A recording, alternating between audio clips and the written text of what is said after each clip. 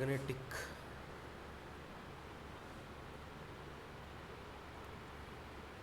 देखो पहला क्वेश्चन क्या कह रहा है,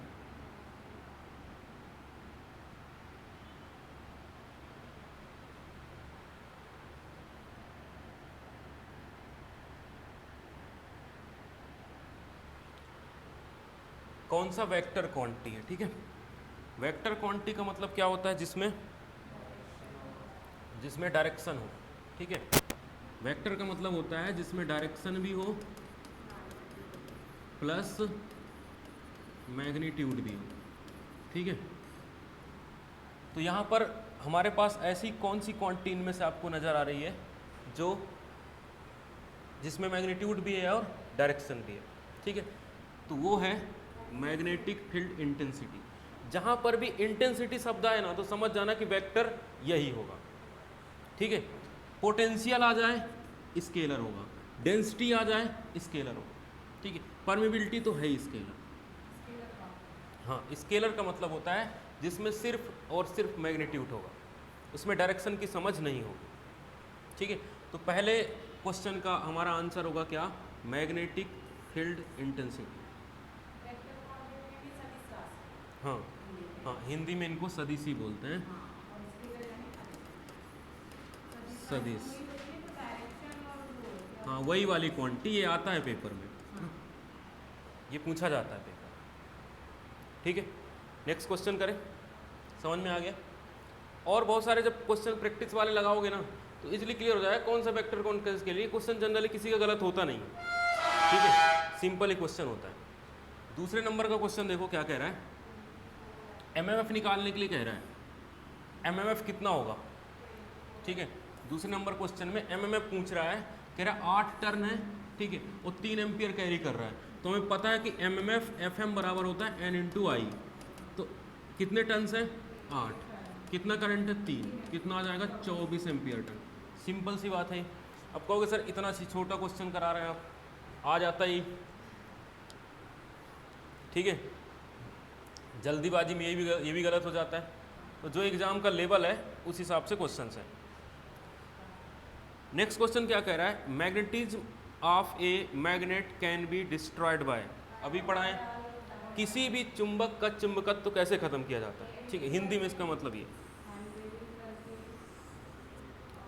क्या होता है, हीटिंग कर लो, हैमरिंग कर लो, हथौड़े से ठोक दो, by induction of another magnet. दूसरा मैग्नेट रखा है अगर बगल में तो वो उसके मैग्नेटिज्म को खत्म कर सकता है। ठीक है, तो क्या आएगा इसका आंसर, ऑल ऑफ द। समझ आ गया, ये बेसिक प्रॉपर्टी है लॉस करने की। Strength of electromagnet can be increase by. Electromagnet जो होता है उसकी स्ट्रेंथ को हम कैसे बढ़ा सकते हैं। ठीक है, तो क्रॉस सेक्शन एरिया को बढ़ाकर भी कर सकते हैं, टर्न्स को भी बढ़ाकर कर सकते हैं, करंट को भी बढ़ाकर भी कर सकते हैं। ठीक है, तो कुल मिला के जो इलेक्ट्रोमैग्नेट होता है ना, इलेक्ट्रोमैग्नेट का जो स्ट्रेंथ होता है किन किन चीज़ों पे डिपेंड करता है वो आप चाहें तो नोट कर लें। ठीक है, इलेक्ट्रोमैग्नेट का जो स्ट्रेंथ है, हमने एक फॉर्मूला बनाया था B बराबर म्यू इंटू एच। ठीक है, तो उसका भी हमें क्या निकालना पड़ेगा, H निकालना पड़ेगा। उसका भी हमें क्या निकालना पड़ेगा, H। ठीक है, तो H की जो बात हो रही तो किस पे डिपेंड करता है, टर्न्स पर, पहला। दूसरा डिपेंड करता है करंट पर। इन दो चीज़ों पर तो हो ही गया, करंट और टर्न्स पर। उसके बाद तीसरा डिपेंड करता है एरिया पर, एरिया कितना है। और चौथा डिपेंड करता है किस मटेरियल से बनाया गया है, मटेरियल की परमेबिलिटी पर, मतलब म्यू पर डिपेंड करता है। क्वेश्चन के फॉन्ट छोटे हो गए थोड़े, दिख रहा है ना, देखो तो उसमें वीडियो पे देखो, दिख रहा है क्या प्रॉपर, क्वेश्चंस दिख रहे हैं प्रॉपर, ऐसे दिख रहे होंगे।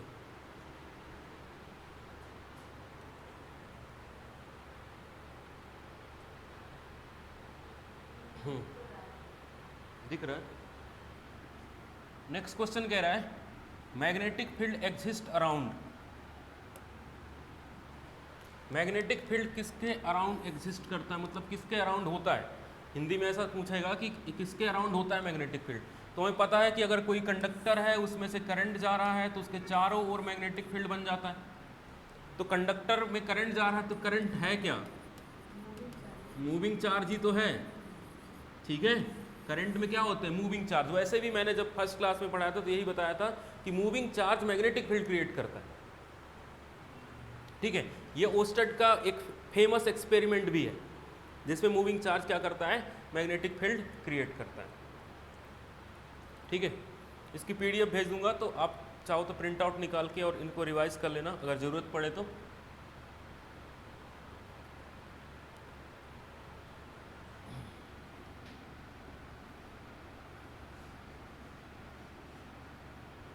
देखो, what will be the magnetic potential difference across air gap. Air gap में मैग्नेटिक पोटेंशियल डिफरेंस कितना होगा, 2 सेंटीमीटर उसकी लंबाई है और उसके बाद मैग्नेटिक फील्ड दिया है H, कितना 200 एम्पियर टन पर मीटर।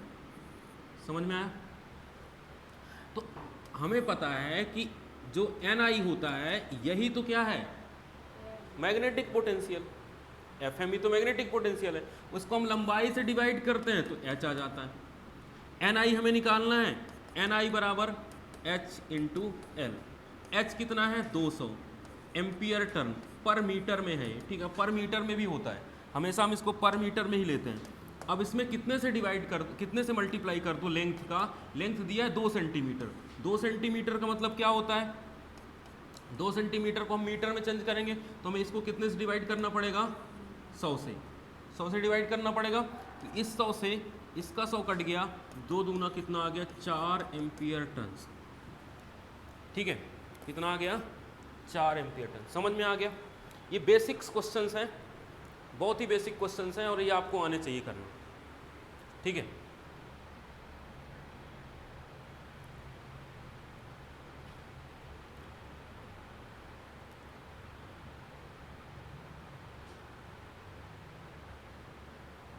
समझ आ गया। बोल रहे थे फार्मूले काहे लिखा रहे हैं, बोल रहे थे ना फार्मूले कहाँ से काहे लिखा रहे हैं, अब आ रहा समझ में काहे लिखा रहे हैं। क्लास में फार्मूले क्यों लिखा रहे थे,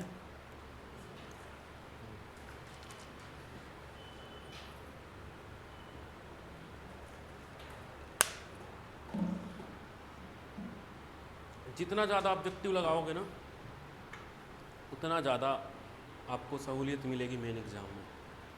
इसलिए ज़्यादा से ज़्यादा MCQs की हो, ठीक है। नेक्स्ट क्वेश्चन ले लेते हैं।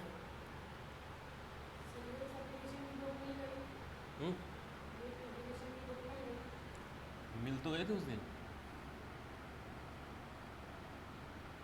देखो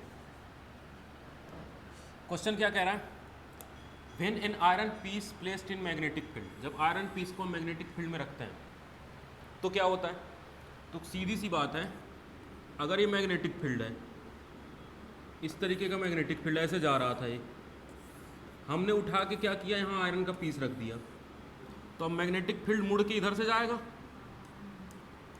क्यों इधर से जाना, इधर कम, आपको इधर कम रिलक्टेंस मिलेगा, तो मैग्नेटिक फील्ड हमेशा लो रिलक्टेंस पाथ चूज करके चला जाता है। तो अब वही स्टेटमेंट हम देखेंगे, the magnetic field lines of force bend away from their usual path in order to go away from piece. Piece से दूर जाने के लिए, दूर क्यों जाएंगे, पास आएंगे, ठीक है। तो ये स्टेटमेंट बिल्कुल गलत हो गया।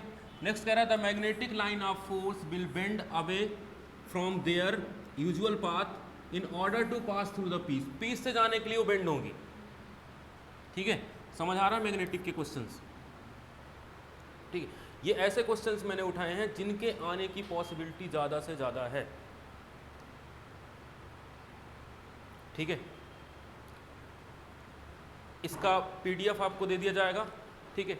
आप आंसर्स इसके लगा लेना, ठीक है, और एक बार और सॉल्व कर लेना, प्रिंट आउट निकाल कर लिखते जाना कि किस में कौन सा कॉन्सेप्ट लग रहा है। इससे आपको जो है ज़्यादा हेल्प मिलेगी, ठीक है, ज़्यादा से ज़्यादा हेल्प मिलेगी। देखो टेम्परेरी मैग्नेट का यूज कहाँ किया जाता है, क्वेश्चन कह रहा है कि टेम्परेरी मैग्नेट जो हैं आर यूज्ड इन, पहला है लाउड स्पीकर, दूसरा कह रहा है जनरेटर, तीसरा कह रहा है मोटर और चौथा कह रहा है ऑल ऑफ द अबव। ठीक है, किसकी बात कर रहा है? टेम्परेरी मैग्नेट की। ठीक है, मतलब temporary magnet are used in, generator पर भी टेम्परेरी मैग्नेट बनाया जाता है, मोटर पर भी बनाया जाता है, ठीक है, और लाउड स्पीकर पर भी बनाया जाता है। All of the above answer आएगा।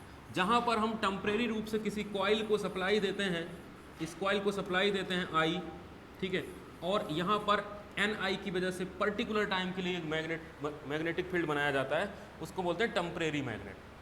ठीक है, और परमानेंट मैग्नेट बनाने की तो मेथड्स भी हमने पढ़ के रखी हैं। ठीक है, आगे चल के धीरे धीरे ये बताओ, मैक्सवेल पढ़ा है ना क्लास में?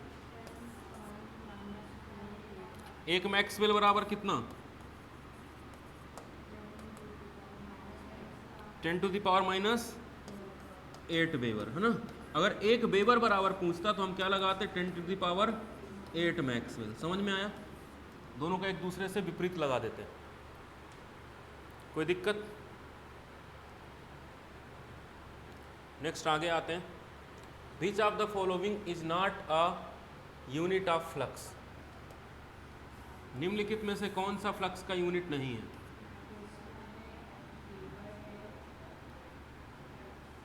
हाँ, कौन सा फ्लक्स का यूनिट नहीं है? मैक्सवेल भी है, वेबर भी है, टेस्ला का एक यूनिट है मैग्नेटिक फील्ड की। मैग्नेटिक फील्ड की पढ़ाए ना, डेंसिटी की भी मान लेते हैं, मैंने कहा था होती नहीं है। डेंसिटी की यूनिट होती है वेबर पर मीटर स्क्वायर, और इसी को टेस्ला लोग लिख देते हैं, लेकिन ये एक्चुअल में यह नहीं है। ठीक है, टेस्ला मैग्नेटिक फील्ड की इकाई है। ठीक है, समझ आ गया? बन जाएंगे इस तरीके के छोटे questions. All of the above आएगा। ठीक है, नेक्स्ट क्वेश्चन क्या कह रहा है? The magnetism left in the iron after existing field has been removed is known as. मतलब एग्जिस्टिंग मैग्नेटिक फील्ड जो था हमने उसको हटा लिया, तो मटेरियल में जो शेष रह गया, तो क्या बताया था इसको? Residual magnetism. परमियंस क्या होता है? परमियंस होता है रिलक्टेंस का उल्टा। मतलब रिलक्टेंस को उल्टा कर दोगे ना तो परमियंस निकल के आ जाएगा। ठीक है, ये भी इंपॉर्टेंट बात है, एग्जाम में आता है। ठीक है, ससेप्टेंस जो है, ससेप्टेंस जब का जो कॉन्सेप्ट है ये आया है कहाँ पर? जो हमारा रिएक्टेंस होता है इसको उल्टा करते हैं तो क्या आता है? ससेप्टेंस। रिलक्टेंस जो फ्लक्स का विरोध करता है, परमियंस जो फ्लक्स का सपोर्ट करता है। यहाँ चार चीज़ें आपको क्लियर होंगी। पहला परमियंस, एक बटे रिलक्टेंस। रेसिडुअल मैग्नेटिज्म वह मैग्नेटिज्म मतलब मैग्नेटिक फील्ड हमने रिमूव कर लिया एग्जिस्टिंग मैग्नेटिक फील्ड, तो उसमें जितना मैग्नेटिक फील्ड डेंसिटी शेष रह जाती है that is known as residual magnetism. ठीक है, मतलब ये हमारा कोई मटेरियल था, इस मटेरियल को हमने मैग्नेटिक फील्ड में रखा था, फिर हमने मैग्नेटिक फील्ड हटा लिया, तो मैग्नेटिक फील्ड हटाने के बाद इस मटेरियल के अंदर कितनी डेंसिटी शेष रह गई, वही हमारा बी आर होता है। बी एच कर्व जब हमने पढ़ा था तो वहाँ पर हमने ये कॉन्सेप्ट देखा था। ठीक है, एमसीक्यूज करने का ये प्रॉफिट होता है कि आपके बचे हुए टॉपिक्स भी क्लियर हो जाते हैं।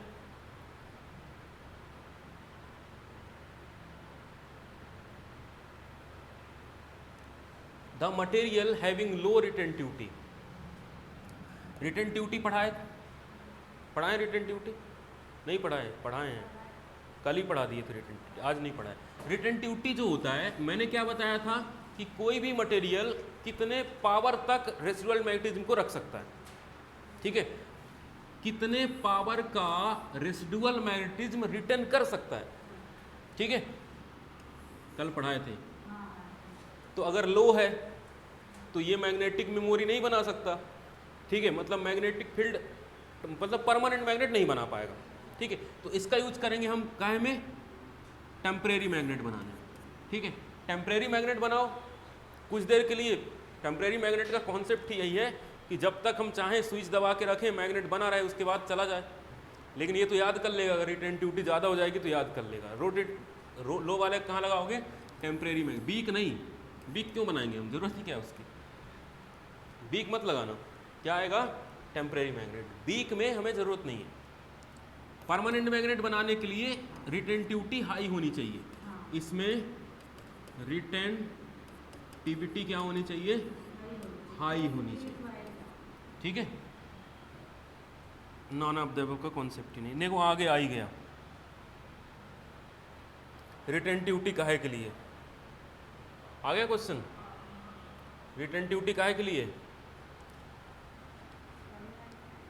परमानेंट मैग्नेट बनाओ, रिटेंटिविटी हाई है तो क्या के लिए प्रॉपर्टी है? परमानेंट मैग्नेट बनाने के लिए कि कितने पावर तक मैग्नेटाइज हो सकता है। हाँ, जो आपने पढ़ा है उसका यूज क्या है वो यहाँ से जब हम MCQ करते हैं ना तो उसका यूज पता चल जाता है कि जो हमने पढ़ा है क्या वो हमने एक्यूरेट पढ़ा है कि नहीं पढ़ा। ठीक है, तो आपको जो डेटा दिया गया है उससे क्वेश्चन सारे बन जाएंगे, हर एक क्वेश्चन बन जाएगा, बस ये उसका कैसे आप यूटिलाइज करते हो। ठीक है, और वैसे भी 2-2 घंटे की क्लास हुई है मैग्नेटिक की, 6 घंटे में मैग्नेटिक हमने पूरा पढ़ लिया। ठीक है, जितनी नीड है हमें JEE के एग्जामिनेशन की। बाकी न्यूमेरिकल वाले पोर्शन इसी में करा देंगे। ठीक है, देखो क्वेश्चन क्या कह रहा है, if the steel disc, steel की डिस्क है, क्रैंक शाफ्ट से जुड़ी हुई है, क्रैंक शाफ्ट सेंसर पोजीशन, अगर वो रुक जाए, अगर रुक जाए मैग्नेटिक एयर गैप में तो इंड्यूस्ड EMF कितना होगा? तो सीधी सी बात है, जब वो रुकी गई है तो EMF इंड्यूस कितना होगा? 0। जब वो घूमेगी तब तो EMF आएगा। ठीक है, तो घूमने के केस में EMF आएगा, रुक गई तो नहीं आ रहा है। ठीक है, नेक्स्ट क्वेश्चन देखो, the unit of flux is same. Flux की यूनिट क्या होती है? वेबर। ठीक है, और पोल स्ट्रेंथ की यूनिट होती है एम्पियर मीटर, और पोल स्ट्रेंथ की अनदर यूनिट वेबर ही है।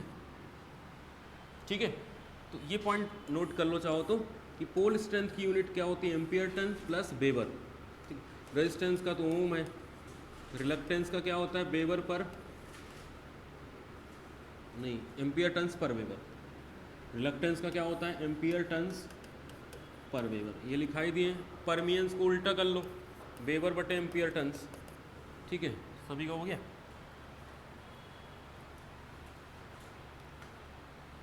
समझ आ रहा है? कोई दिक्कत? अब कीपर आ गया, देखो कीपर पढ़ाई थे।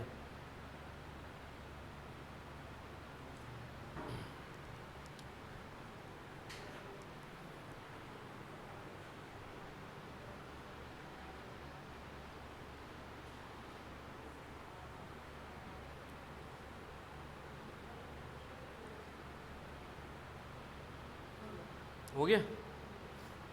16 नंबर क्वेश्चन पढ़ो। कह रहा है कीपर यूज टू,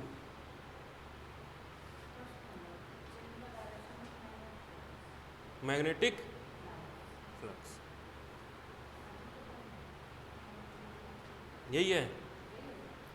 डायरेक्शन थोड़ी चेंज होता है, पाथ क्लोज करता है। ऐसा ही तो बनाया था कीपर, भूल गए? ये N मैग्नेट था, ये S था, तो इधर S करो, इधर N करो, ये लोहे का टुकड़ा रख दो इधर, क्लोज पाथ बन जाए। क्यों बाहर जाना? समझ आया? कीपर में रखो, नहीं तो अपने आप डिस्चार्ज हो जाएगा।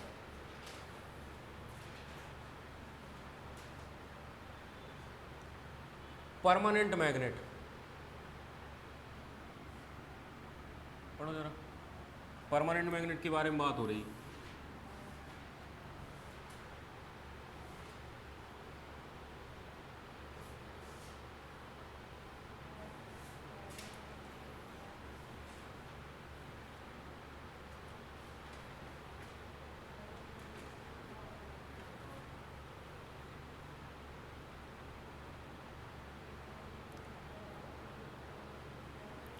बताओ आंसर इसका।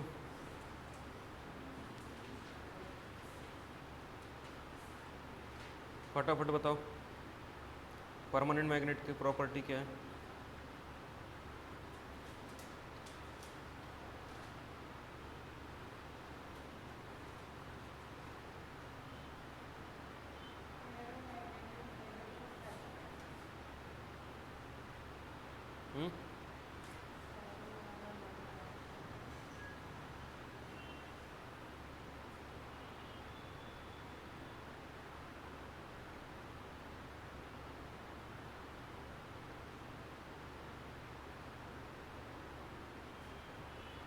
क्या करेगा?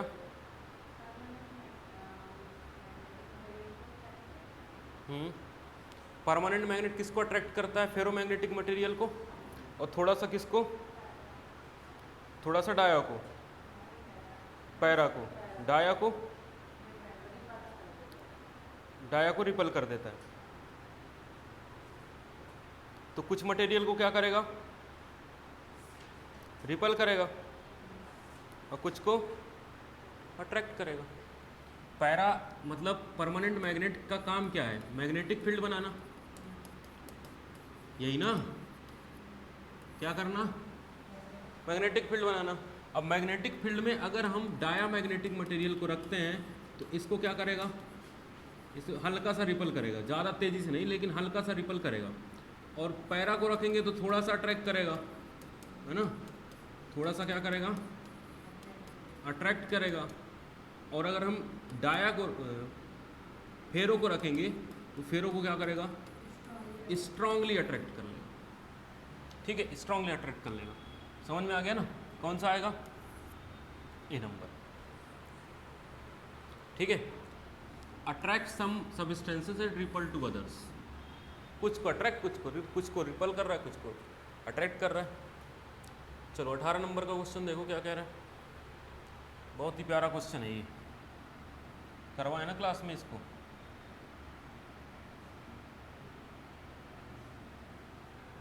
एक एम्पियर का फ्लो होता है, 1 एम्पियर का फ्लो होता है जब कितने न्यूटन का बल लगता है?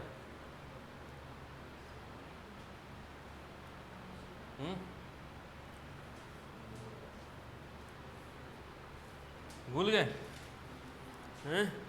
कॉपी खोल के देखो, पीछे लिखा होगा 1 एम्पियर। इसीलिए कहते रिवीजन करो, आगे ना ऑब्जेक्टिव में।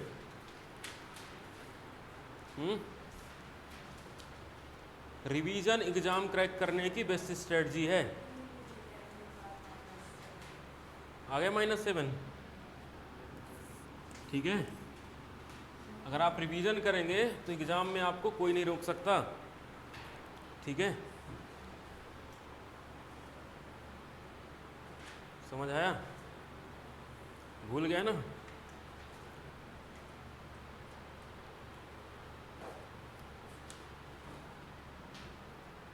रिवीजन से आपको टेक्निकल टर्म भी इजीली समझ में आने लगेंगे। और इजीली अगर आप टेक्निकल टर्म्स को समझना चाहते हैं तो आप रिवाइज ज़्यादा से ज़्यादा करिए, नहीं तो फिर आपका हाल उसके जैसा हो जाएगा।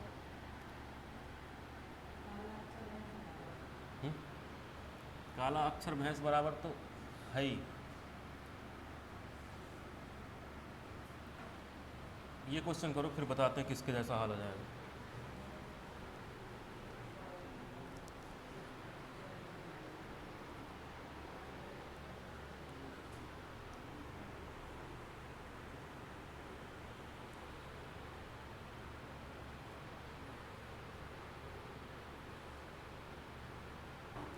क्या कह रहा है?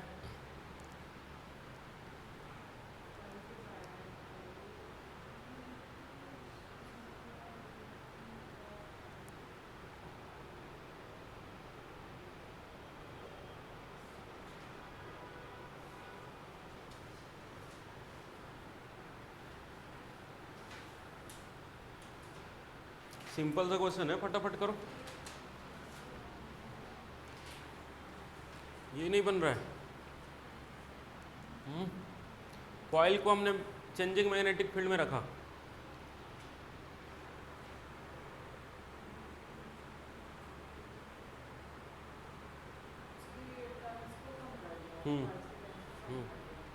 टर्न्स को कम कर दिया। इंड्यूस्ड वोल्टेज, इंड्यूस्ड कह रहा है ना, voltage induced across the coil wheel.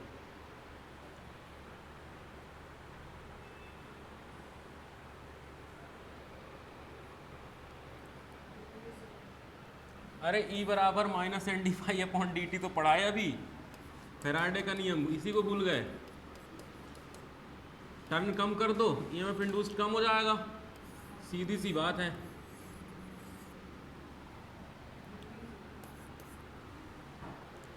ठीक है, ऐसे ही आएगा ना।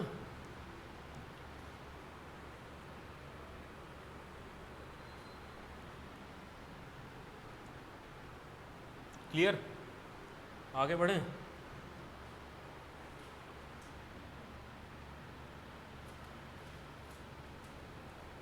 The use of permanent magnet is not made. Permanent magnet कहाँ नहीं बनाया जाता?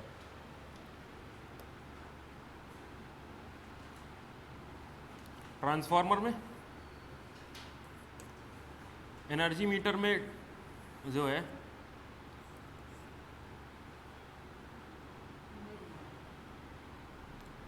मैग्नेट्स में होता है, ठीक। यहाँ तो बनाया जाता है ना इन तीनों पे, नॉट कह रहा है।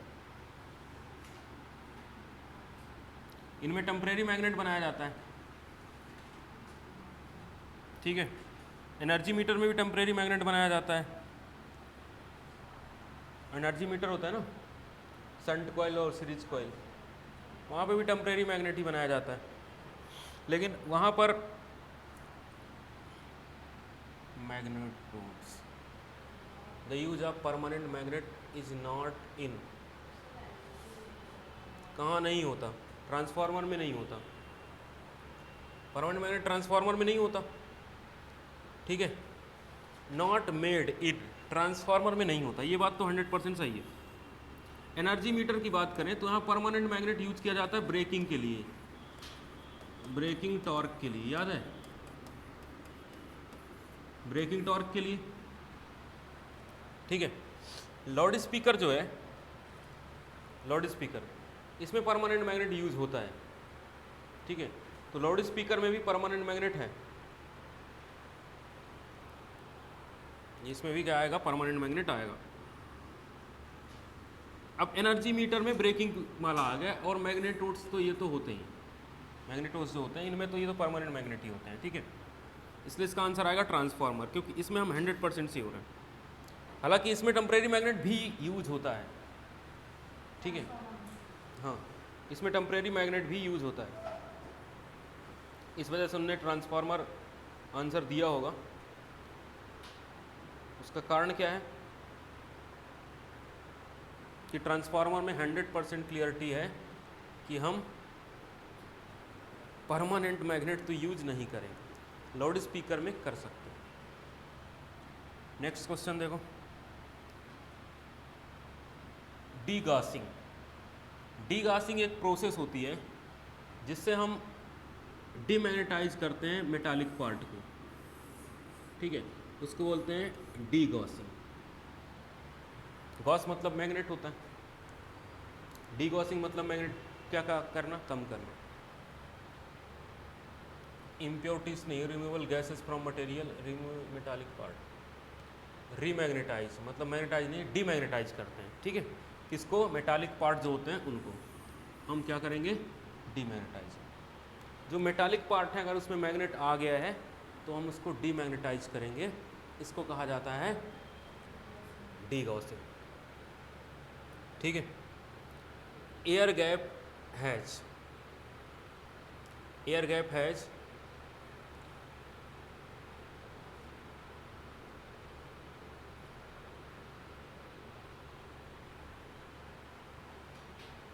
रिलक्टेंस होगा यहाँ पर, air gap has higher reluctance, higher reluctance as compare to iron. Iron के कंपेयर में एयर का रिलक्टेंस क्या होता है? ज़्यादा होता है।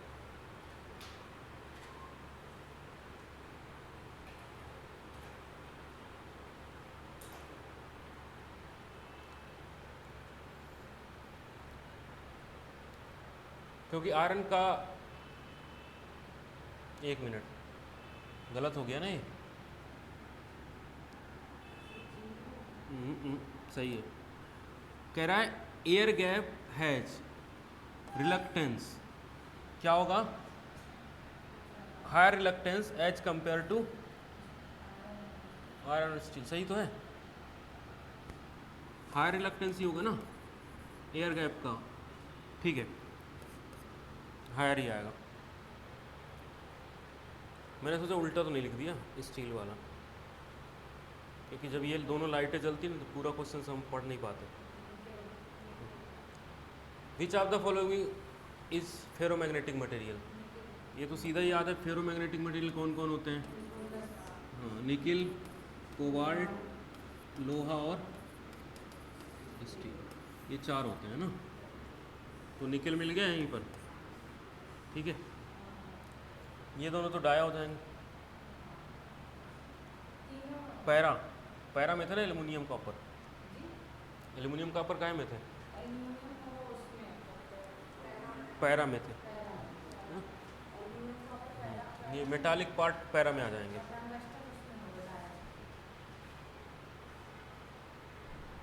For magnetically isolated coil, magnetically isolated coil देखो 2021 में आ गया क्वेश्चन।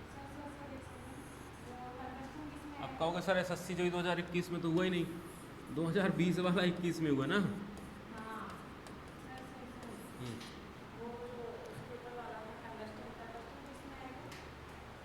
टंगस्टन उसी में आएगा, पैरा में।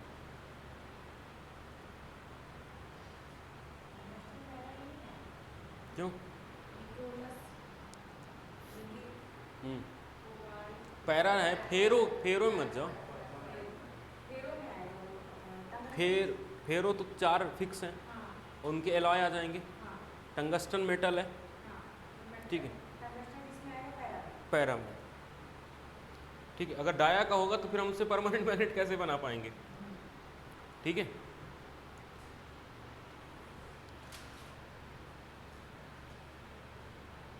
मैग्नेटिक आइसोलेटेड कॉइल, ये 2021 का क्वेश्चन। आइसोलेटेड का मतलब क्या होता है? एक दूसरे का कोई संबंध ही ना हो, ठीक है। तो कपलिंग कितनी होगी? 0। कपलिंग कोफिशिएंट के का वैल्यू कितना होगा? 0, ठीक है। समझ आया? जब आइसोलेटेड नहीं रहता तब कपलिंग होगी। अब आइसोलेटेड है, एक दूसरे कोई संबंध ही नहीं है, तो कपलिंग कितनी हो जाएगी? 0। समझ आया?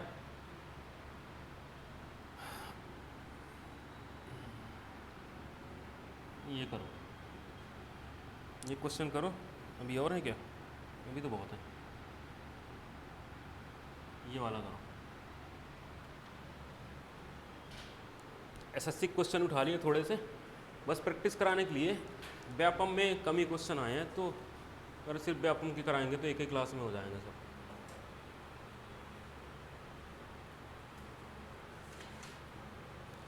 करो इस क्वेश्चन को।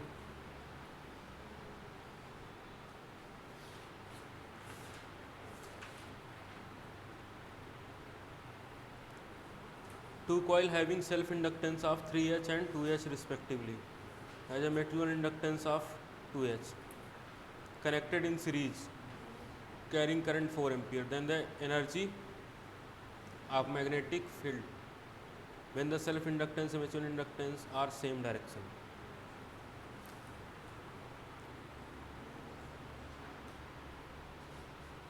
फॉर्मूला नहीं मिल रहा है, लास्ट में लिखा है सबसे। हाफ LI स्क्वायर,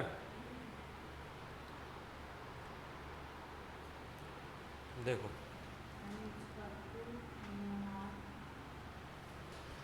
कोशिश करोगे? नहीं बन रहा है, नहीं बन रहा है, करें?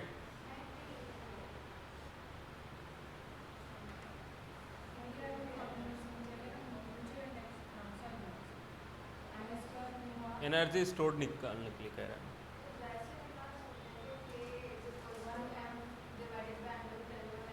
उससे क्या निकलेगा? क्या करोगे? देखो सबसे पहले इम्पोर्टेंट ये होता है कि आप क्वेश्चन कर रहे हैं तो उसमें निकालना क्या है। अब उसके निकालने के लिए किस चीज़ की रिक्वायरमेंट पड़ेगी, ठीक है, आप उस पर जाया करो, तब जाके काम होगा। अब कह रहा है कि एनर्जी बताओ, तो एनर्जी बताने का तो फॉर्मूला क्या है? Half LI square. ये एनर्जी निकालने का फॉर्मूला है। आई तो हमें पता है, एल किसी कदर पता चल जाए तो काम हो जाएगा। क्वेश्चन में कह रहा है दोनों का जो से म्यूचुअल फ्लक्स है ना, वो सेम डायरेक्शन में मतलब जुड़ रहा है, तो इसके लिए फॉर्मूला होता है L इक्विवेलेंट सीरीज में होता है, तो L1 plus L2 plus 2m। L1 दिया है 3 प्लस कितना 2 प्लस 2 इंटू 2 5 2 5 4 कितना 9। L इक्विवेलेंट कितना आ गया 9, तो ये आ गया 1/2 इंटू 9 इंटू 4 का 4 ही दिया करंट दिया 4, तो 4 का स्क्वायर होता है 16, ये 8 से 2 बार में कट जाएगा, 8 नाम होता है 72 जूल एनर्जी आ जाएगी। समझ आया? ये फॉर्मूला पहले ही पढ़ा चुके हैं डॉट कन्वेक्शन में।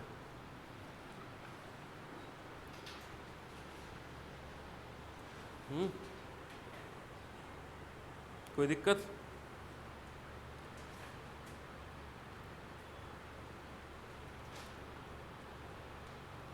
किस चीज़ की नीड है, उस नीड के हिसाब से चीज़ों को बेहतर वे पे रिप्रेजेंट करो। ठीक है,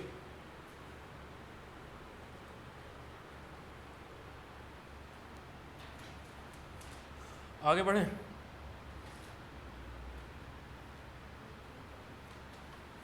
चलो यही लिखा है क्वेश्चन, बता दो unit of field strength. Field strength की यूनिट बता दो। फील्ड स्ट्रेंथ मतलब एच की बात हो रही, एच बराबर होता है NI अपॉन L, NI की यूनिट होती है एम्पियर टन, उसकी होती है मीटर। ठीक है, जब आप ज़्यादा से ज़्यादा प्रैक्टिस कर लोगे ना तब ये चीज़ें क्लियर होंगी, अभी प्रैक्टिस बिल्कुल नहीं है। ठीक है, अगर आप प्रैक्टिस नहीं करेंगे तो मैं क्या बोल रहा था, क्या हो जाएगा? नहीं बोला था। क्या होता है कि एक बार महाभारत का युद्ध चल रहा था, तो उसमें 2 पात्र थे, एक था अर्जुन और एक था जयद्रथ। जयद्रथ को जानते? जयद्रथ नहीं जानते? दुर्योधन की बहन, उसका पति। ठीक है, तो वो था जयद्रथ। तो जब अर्जुन का पुत्र मारा गया युद्ध में, तो अर्जुन जब गए, कृष्ण ने कहा कि देखो असली दुश्मन कौन है, तुम्हारा जयद्रथ, क्योंकि अगर वो नहीं रोकता तुम्हारे भाई पहुंच जाते तो सहायता पहुंच जाती। तो अर्जुन को भड़का दिया। तो अर्जुन ने प्रतिज्ञा ले ली कि मैं जयद्रथ को कल सूर्योदय होने से पहले अगर वो नहीं भागा तो मार दूंगा, युद्ध छोड़ के नहीं भागा। हाँ, तो जयद्रथ को गुस्सा आ गई कि मैंने ऐसा क्या किया ज़िंदगी में कि आज मुझे भागना पड़ रहा है छोड़ के। तो उसको याद आया कि अर्जुन और मैं तो साथ ही पढ़े थे। ठीक है, द्रोणाचार्य के यहाँ जब हम पढ़ने जाते थे, धनुष विद्या सीखने जाते थे, दोनों साथ में जाते थे। तो कुछ नहीं, ये जो द्रोणाचार्य है ना, इन्हीं ने घपला किया है। अगर ये मुझे सब बता देते तो आज मुझे क्यों भागना पड़ता। तो वो गए द्रोणाचार्य के पास, पहुँच गया, वो बोलता है एक बात बता, मैंने तुम्हारा क्या बिगाड़ा, तुमने मुझे अच्छे से नहीं पढ़ाया। ठीक है, तो द्रोणाचार्य ने कहा कि मैंने दोनों को सेम पढ़ाया है, लेकिन तुम क्या है ना संतुष्ट हो जाते थे कि जितना सर ने बता दिया उतना ठीक है, घर जाके कभी उठाया ही नहीं धनुष विद्या की थोड़ा सीख लें।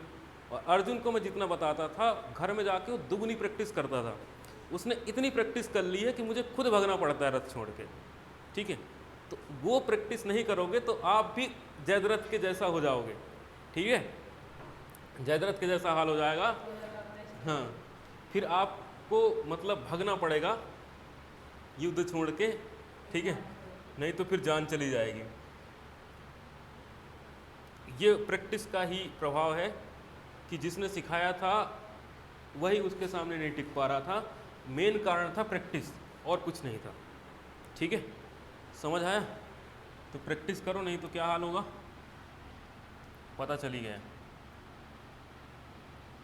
ये मैंने लेटेस्ट क्वेश्चन इसलिए उठाए हैं क्योंकि पेपर जो बनाने वाला काम है वो TCS ही करती है। SSC JEE का पेपर TCS बनाती है, व्यापम सब इंजीनियर का भी वही बनाने वाली है। ठीक है, हालांकि दूसरे लोगों को एग्ज़ाम कंडक्ट कराने का टेंडर दिया गया है, लेकिन पेपर बनाने का काम तो TCS का ही है।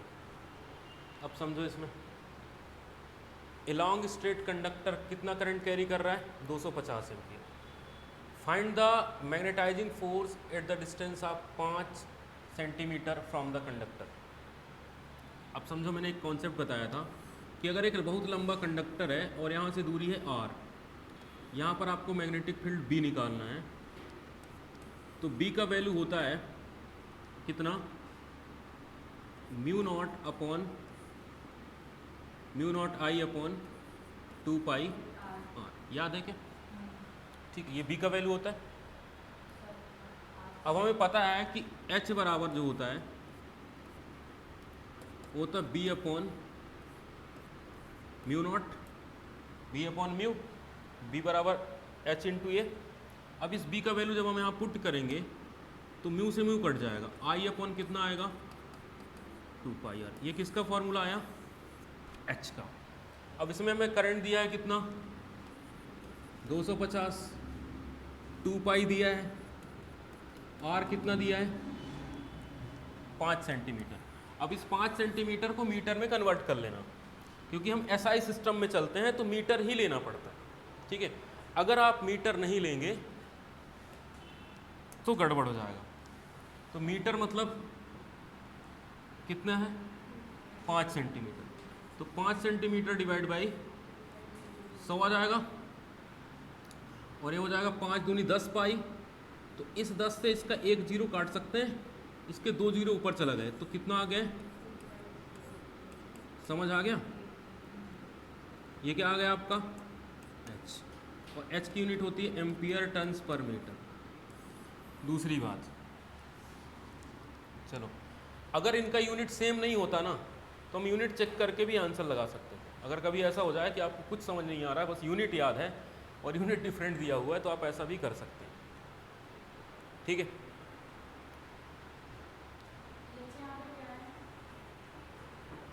कहाँ पर H फील्ड स्ट्रेंथ, H ही तो पूछा है, मैग्नेटाइजिंग फोर्स या फील्ड स्ट्रेंथ, वो एक ही नाम है, सब बहुत सारे नाम यूज करते हैं। मैग्नेटाइजिंग फोर्स कितना है, ठीक है, H मैग्नेटिक फील्ड स्ट्रेंथ कितनी है, H मैग्नेटिक फील्ड इंटेंसिटी कितनी है, H मैग्नेटिक फील्ड बस B है, जिसको डेंसिटी और फील्ड दोनों मानते हैं।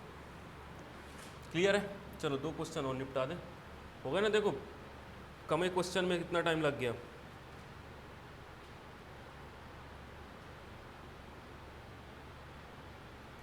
चलो ये वाला क्वेश्चन कर लेते हैं, नीचे वाला तो यूनिट वाला है।